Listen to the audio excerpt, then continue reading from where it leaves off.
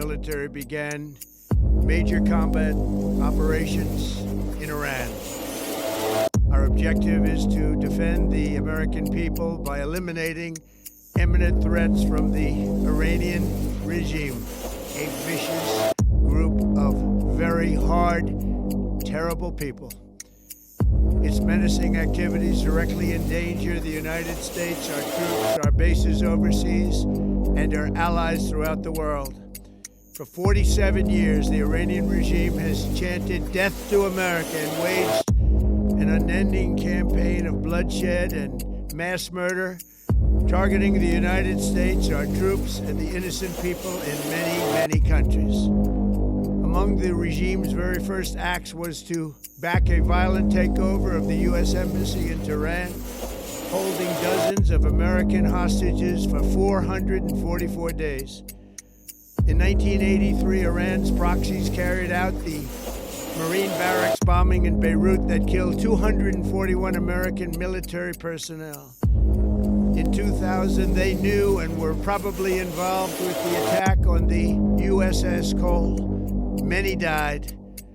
Iranian forces killed and maimed hundreds of American service members in Iraq. The regime's proxies have continued to launch countless attacks against American forces stationed in the Middle East in recent years, as well as U.S. naval and commercial vessels in international shipping lanes.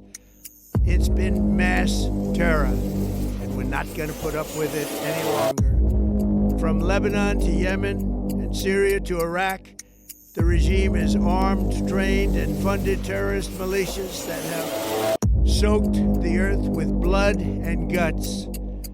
And it was Iran's proxy, Hamas, that launched the monstrous October 7th attacks on Israel, slaughtering more than 1,000 innocent people, including 46 Americans, while taking 12 of our citizens hostage. It was brutal, something like the world has never seen before. Iran is the world's #1 state sponsor of terror and just recently killed tens of thousands of its own citizens on the street as they protest. It has always been the policy of the United States, in particular my administration, that this terrorist regime can never have a nuclear weapon. I'll say it again, they can never have a nuclear weapon.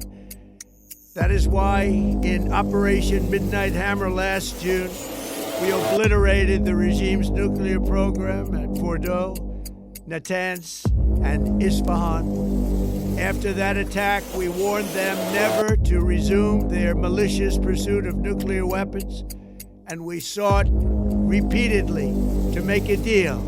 We tried. They wanted to do it. They didn't want to do it. Again, they wanted to do it. They didn't want to do it. They didn't know what was happening. They just wanted to practice evil. But Iran refused, just as it has for decades and decades. They've rejected every opportunity to renounce their nuclear ambitions, and we can't take it anymore. Instead, they attempted to rebuild their nuclear program and to continue developing long-range missiles that can now threaten our very good friends and allies in Europe, our troops stationed overseas, and could soon reach the American homeland. Just imagine how emboldened this regime would be if they ever had and actually were armed with nuclear weapons as a means to deliver their message. For these reasons, the United States military is undertaking a massive and ongoing operation to prevent this very wicked, radical dictatorship from threatening America and our core national security interests. We are going to destroy their missiles and raise their missile industry to the ground. It will be totally, again, obliterated. We're going to annihilate their Navy. We're going to ensure that the region's terrorist proxies can no longer destabilize the region or the world and attack our forces and no longer use their IEDs or roadside bombs, as they are sometimes called, to so gravely wound and kill thousands and thousands of people, including many Americans. And we will ensure that Iran does not obtain a nuclear weapon. It's a very simple message. They will never have a nuclear weapon. This regime will soon learn that no one should challenge the strength and might of the United States Armed Forces. I built and rebuilt our military in my first administration, and there is no military on earth even close to its power, strength, or sophistication. My administration has taken every possible step to minimize the risk to U.S. personnel in the region. Even so, and I do not make this statement lightly, the Iranian regime seeks to kill. The lives of courageous American heroes may be lost, and we may have casualties. That often happens in war. But we're doing this not for now. We're doing this for the future, and it is a noble mission.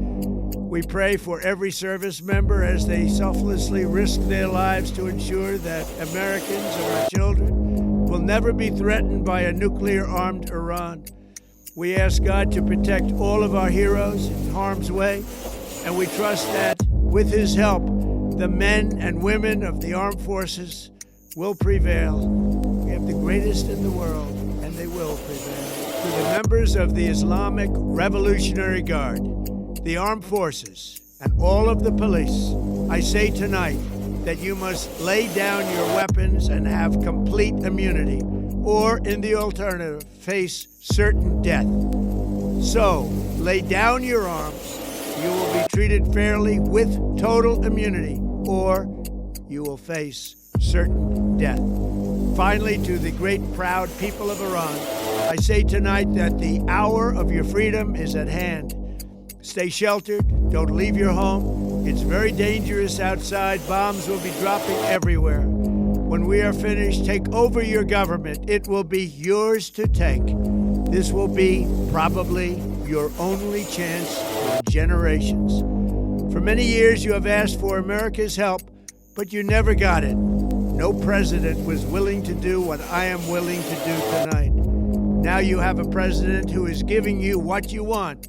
So let's see how you respond. America is backing you with overwhelming strength and devastating force. Now is the time to seize control of your destiny and to unleash the prosperous and glorious future that is close within your reach. This is the moment for action. Do not let it pass. May God bless the brave men and women of America's armed forces. May God bless the United States of America. May God bless you all. Thank you.